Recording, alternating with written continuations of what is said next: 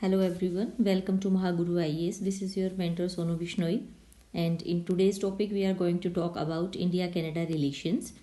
इसमें जो है फिर से हमने आपके नोट्स में जो है इंट्रोडक्शन और कंक्लूजन आपको फ्रंट पेज पे दिया है ताकि आप रिपीटेडली इसको रिवाइज कर सकें. इंडिया कनाडा रिलेशंस की अगर हम बात करें तो emerging from A foundation of historical connections, obviously हमारे ऐतिहासिक संबंध रहे हैं, एंड कॉमन डेमोक्रेटिक आइडियल्स जो हमारे समान लोकतांत्रिक आदर्श रहे हैं. So the India-Canada relations, they have matured into a dynamic alliance. This vibrant partnership leveraged economic, cultural and strategic strength. However, amid a current tussle, अभी recent में जो है कुछ issues चले हैं जिनकी वजह से क्या हुआ है, the relations they have faced heightened tensions that test their long-standing partnership.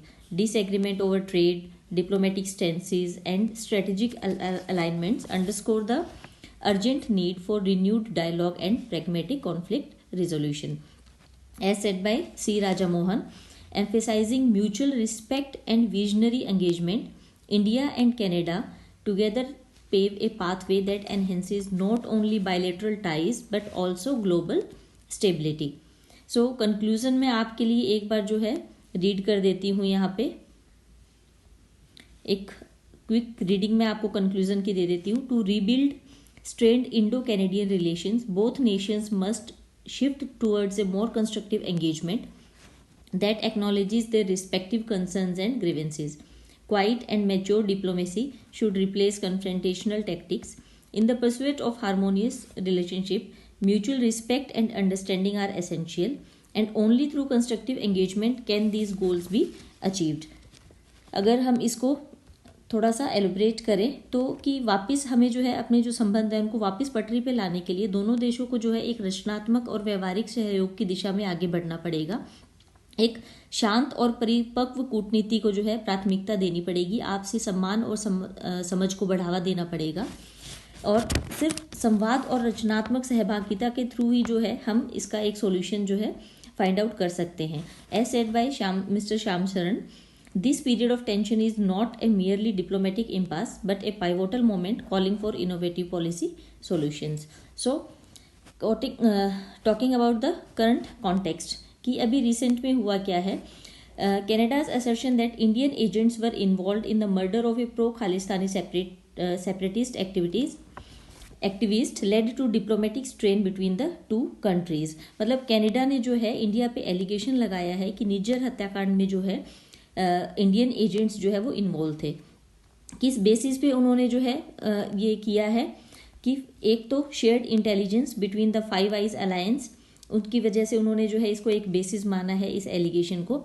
Second, subsequently हुआ क्या कि दोनों देशों ने जो है एक दूसरे के डिप्लोमेट्स को एक्सपेल किया.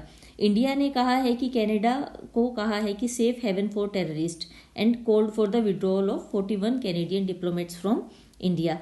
सिमिलरली कनाडा ने जो है फिर इंडिया पे एलीग किया है कि इंडिया ने जो है वियना कन्वेंशन को ब्रीच किया है, while India defended it as seeking equal diplomatic representation as per Article 11.1 of the Convention. Vienna convention के जो है नोट्स आपको लास्ट में एक शॉर्ट नोट्स मिल जाएंगे यहाँ पे. चलो यहाँ पे जो है मेन वैल्यू एडिशंस के लिए जो है आपको कुछ एक जो है फिगर्स यहाँ पे दी हुई है मेन वैल्यू एडिशंस के, लाइक बिजनेस मैटर्स कि क्या हमारे बिजनेस के नंबर्स रहे हैं, क्या ग्रोइंग नंबर्स रहे हैं between the export and import between the two countries, and then कि दोनों कंट्रीज़ के बीच में जो है स्टडी परमिट होल्डर्स जो है उनका क्या है रेशो. इसी टाइप के जो है डिप्लोमेट्स को जो हमने एक दूसरे के डिप्लोमेट्स को एक्सपेल किया है, इस टाइप के कुछ एक और इंसिडेंसेस जो थे, लाइक पाकिस्तान के साथ हमारा हुआ था 2019 में following the Pulwama attack. Nepal के साथ हुआ था 1989 में during a trade and transit dispute. Sri Lanka के साथ हुआ था 1987 में. ठीक है. सो अगर हम इंडियन डायस्पोरा की बात करें तो यहाँ पे आपको फिगर्स दी हुई है कि इंडियन डायस्पोरा जो है इनकी कंट्रीज़ में कौन कौन सी कंट्रीज़ में सबसे ज़्यादा यूएस में है, और कनाडा में जो है वो 1.54 मिलियंस हैं. यहाँ पे आपको जो है उसके बाद कुछ एक स्टेटमेंट्स दी हुई है from our prime minister and from Canada officials also. और उसके बाद अगर आप देखते हैं तो कनाडा टाइमलाइंस के कुछ एक ग्राफिक्स आपको मिलेंगे यहाँ पे. जिसमें कि हमारे जो है वो हाईलाइट किया है हमने कि कब कब क्या क्या चीज़ें हुई है। लाइक जून 23 में जो Canada PM's national security adviser जो थे, उन्होंने एक्यूज़ किया India of being one of the top sources of foreign interference in Canada. और उसके बाद जो है जयशंकर जी ने रिप्लाई दिया था उसका, and he criticised Canada for allowing A float in parade depicting the 1984 assassinations. Similarly जो है सितंबर 23 का आपको जो है यहाँ पे कुछ एक इंसिडेंट्स मिलेंगे। देन जनवरी 24 के हैं, मई 24 के हैं एंड अक्टूबर 24 के हैं। इनको हम आगे फर्दर डिस्कस करेंगे। सो अब हम बात करते हैं, बेसिक टॉपिक पे आते हैं, reasons for recent fall out in Indo Canada relationship. अब बहुत सारे स्टूडेंट्स का जो है वो क्वेश्चन और ये आ रहा है कि हम लॉन्ग आंसर्स को जो है वो कैसे याद करें। तो आपके लिए इन नोट्स में जो है वो हेडिंग्स हमने इस टाइप से दी है। लाइक आपको जो है सबसे पहले हमने, अगर हम बात करें तो यहाँ पे स्टार्टिंग में हमने आपको इंट्रोडक्शन दिया है, फिर करंट कंटेक्स्ट में क्या चल रहा है, क्या न्यूज़ पे और ज़्यादा है। उसके बाद जो है यहाँ पे अगर हम देखेंगे तो क्या रीजंस हैं फॉल आउट के, जो रिसेंट फॉल आउट है उसका क्या रीज़न है। देन प्रोबेबल इम्पैक्ट क्या है, इस चीज़ के क्या इम्पैक्ट्स रहेंगे, क्या हमारे सिग्निफिकेंस रहा है इंडिया कनाडा रिलेशंस का। देन क्या चैलेंजेस हैं इंडिया कनाडा रिलेशनशिप के, और उसके बाद जो है हम वे फॉरवर्ड हम जो है अभी क्या हमें करना चाहिए इन रिलेशंस को इम्प्रूव करने के लिए। एंड सबसे लास्ट में आप जो है कंक्लूजन लिख सकते हैं। So you have to write it in the similar pattern. तो आप जब इन नोट्स को रिपीटेडली रिवाइज करेंगे तो ऑब्वियसली आपको जो है ये सब चीज़ें माइंड में रहेंगी।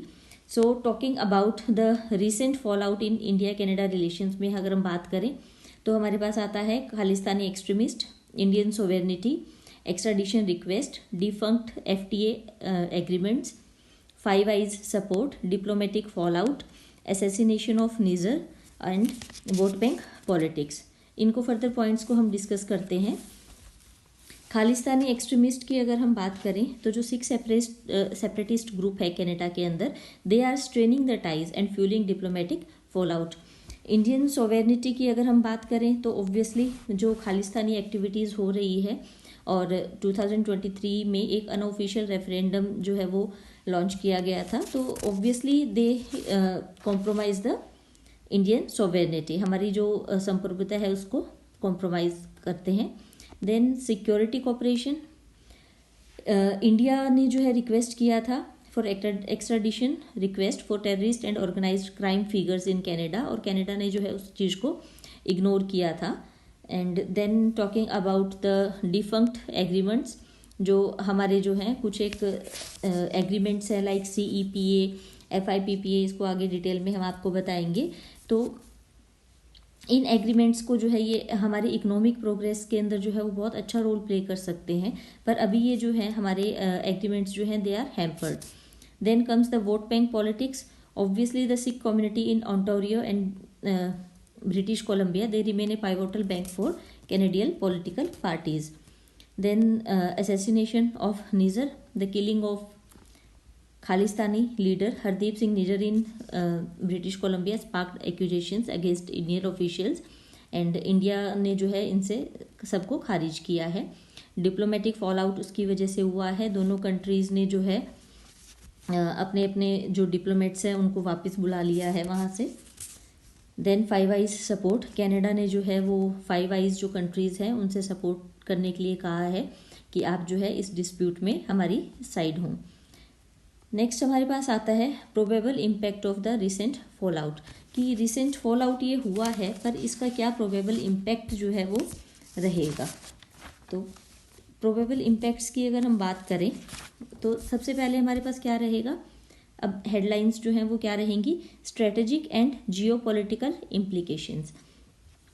इसमें क्या रहेगा कि स्ट्रेटेजिक कोऑपरेशन जो हमारी वेस्टर्न रिस्ट्रेंट होगा, फाइव आइज जो हमारी कंट्रीज है, दे में strain future security, defence and nuclear energy ties, तो वहाँ पे जो है इंडिया को इशू आ सकता है। जियोपॉलिटिकल इम्पैक्ट की अगर हम बात करें तो इंडिया की जो रेपुटेशन है G20 के अंदर वो ऑब्वियसली कॉम्प्लिकेट करेगी इस अलायंस को, hindering the Canada's Indo Pacific strategy. Then talking about the economic and trade issues, तो जो हमारे ट्रेड एग्रीमेंट्स हैं डिले होंगे ऑब्वियसली, CEPA, FIPA, EPTA, ये जो है this are the major trade agreements जो हैं वो डिले हो रहे हैं।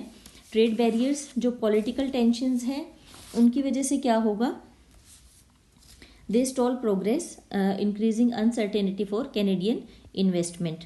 ट्रेड सेंक्शंस की अगर हम बात करें तो इंडिया में impose restrictions and freeze Canadian financial investments. Then comes the diaspora, education and visa concerns. इन पे क्या इम्पैक्ट होगा, diaspora impact obviously rising tensions affect the Indian community and over 230,000 Indian students in Canada they are getting affected because of this. Visa and immigration जो है, potential suspension in visa services and reduce diplomatic staffing are causing significant delays. Education sector में restrictions on Indian students could disrupt Canada's education system. बात करते हैं diplomatic and sovereignty issues की। Diplomatic and sovereignty issues की अगर हम बात करें तो सबसे पहले डिप्लोमेटिक इम्यूनिटी की हम बात करेंगे। Canada invokes the Vienna convention to protect its diplomats with India's response to future ties. Khalistan issue, tolerance of Khalistani groups and the Nijjar investigation are seen as direct threat to Indian sovereignty. Then coming to OCI and property measures. So India may cancel OCI cards and suspend property rights or delay visas for pro Khalistani supporters.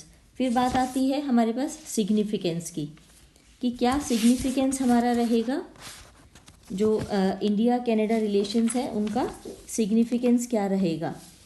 तो India Canada relations की अगर हम significance की बात करें तो इसमें हम जो है वो इसमें जो है हम मेन हेडिंग की बात करेंगे। यहाँ पे मेन हेडिंग्स पहले रिवाइज करते हैं।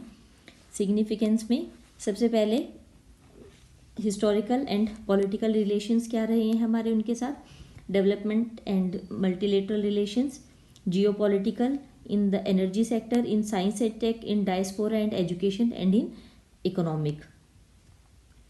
हिस्टोरिक एंड पॉलिटिकल रिलेशंस की सबसे पहले हम बात करें।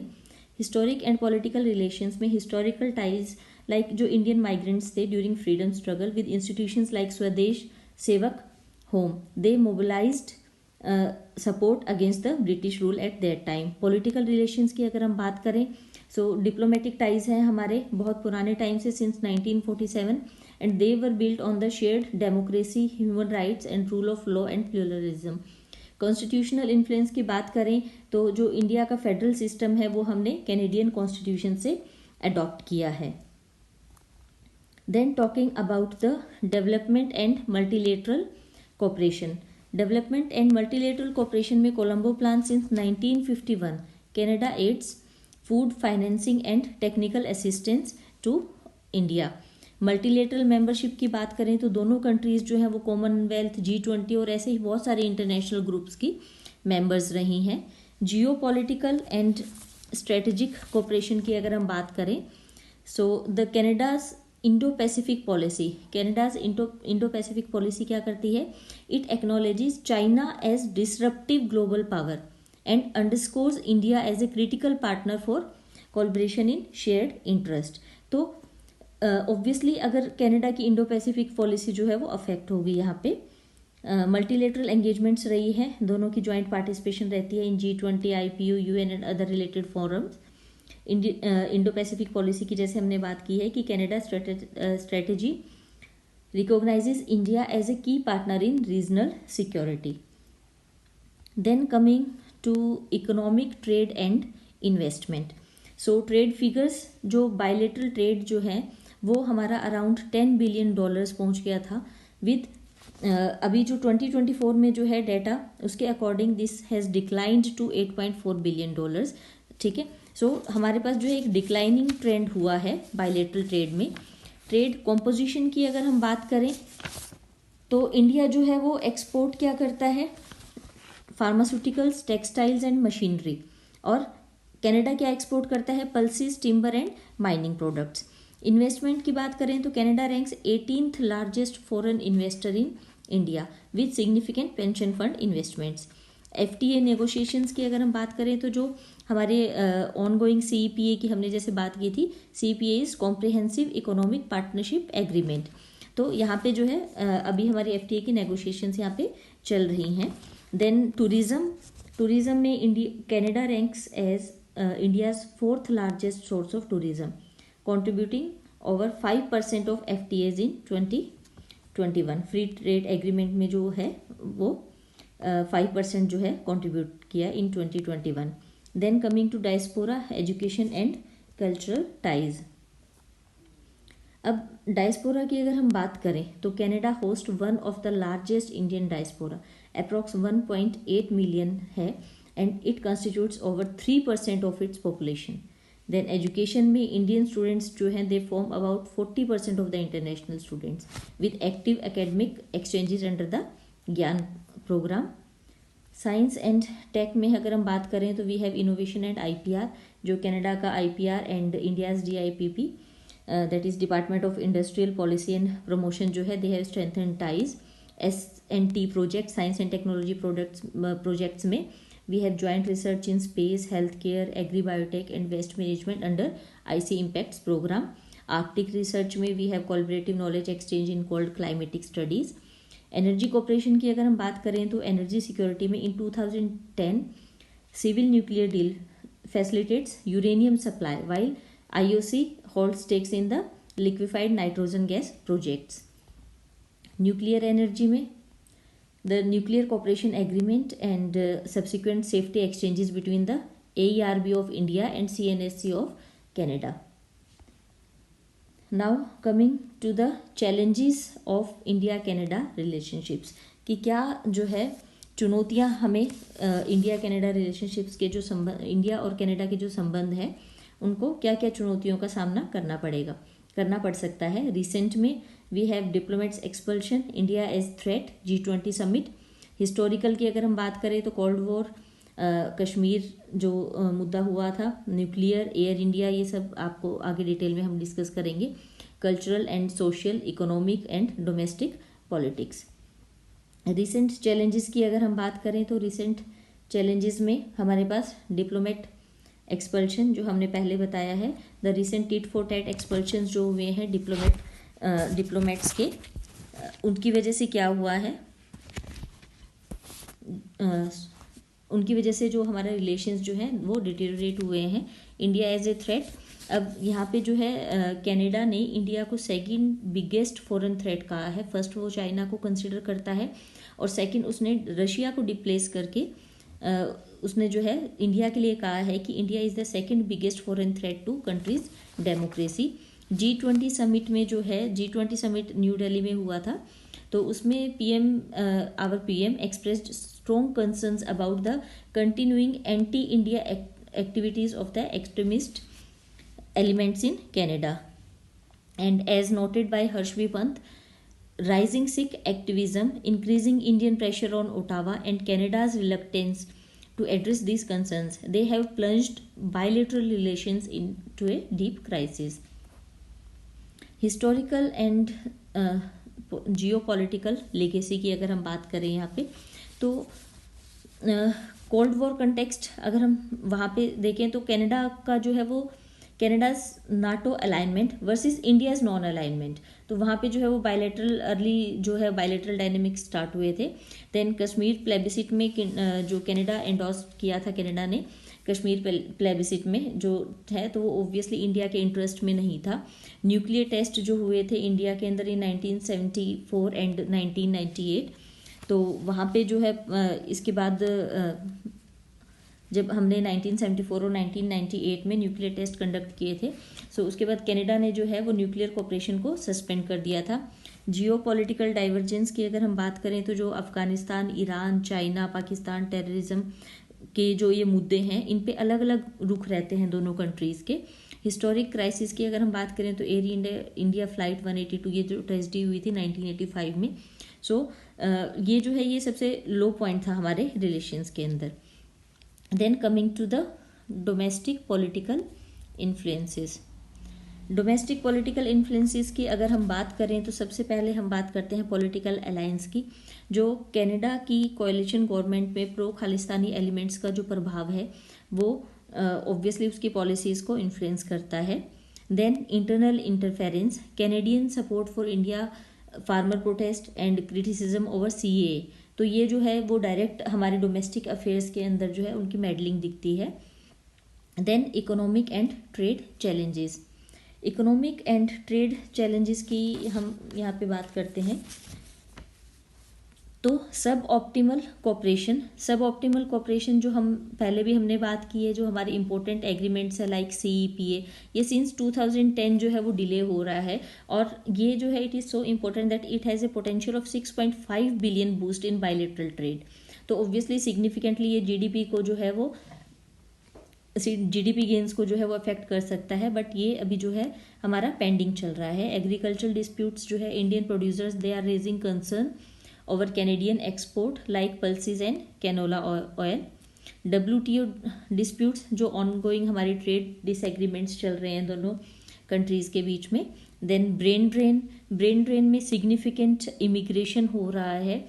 और अगर हम इसकी बात करें तो 2015 से 9 लाख जो इंडियंस जो हैं उन्होंने अपनी सिटीजनशिप गिव अप की है। And 1.8 million Indians will be spending close to approx $85 billion on studying abroad by year 2024। फिर हम बात करते हैं cultural, social and immigration concerns की। तो इंटरफेरेंस इन इंटरनल अफेयर्स जो हमने बात की है, CEA, फार्मर प्रोटेस्ट हो गया, IPU, ओम बिरला को जो है वो क्रिटिसाइज किया गया। देन इमिग्रेशन पॉलिसी इश्यूज जो चल रहे हैं, तो उसकी वजह से जो है कनाडा का जो सिस्टम है इट परमिट्स इंडिविजुअल्स विद जिनका जो है वो पास्ट रिकॉर्ड जो है अच्छा नहीं होता, उनको भी जो है वो सिटीजनशिप प्रोवाइड करता है। तो obviously it's a raising security concern. Then human rights critic Canada's vocal stance on India's treatment of religious minorities affects the bilateral trust। कि ऐसे कमेंट्स जो हैं वो इंडिया के अंदर की माइनॉरिटीज़ को जो है वो कैसे ट्रीट किया जा रहा है। तो ये जो स्टेटमेंट्स जो है इससे क्या होता है कि सुरक्षा के हमारे खतरे जो है वो बढ़ जाते हैं। Then comes the cultural sensitivities में जो हमने पहले बात की थी कि 1984 में जो इंदिरा गांधी की हत्या के संदर्भ में जो सिख अलगाववादी परेड का समर्थन भारत को जो किया था, उन्होंने अपने परेड के अंदर जो है वो शो किया था। तो ऑब्वियसली उससे जो है इंडिया को जो है एग्रीवेशन हुआ है। देन वीज़ा एंड इमिग्रेशन की अगर हम बात करें तो difficulties for Indian students obtaining visa, it has also spark the wide spread dissatisfaction. Then coming to the point of security and internal affairs. Security and internal affairs में जो है heighten tensions, risk, conflict between the Indian and Canadian communities. तो उससे क्या होगा, law enforcement जो है obviously challenge होगा। And diplomatic stand off recent जो साइडलाइन मीटिंग्स हुई थी at G20 over the issues like Kashmir, it illustrates the deepening diplomatic crisis. Way forward की अगर हम बात करते हैं यहाँ पे कि क्या हमारे पास अब जो है what is the way forward क्या है, diplomatic engagement, respect for sovereignty, Khalistan issue, quiet and mature diplomacy, economic diversification and cultural exchange.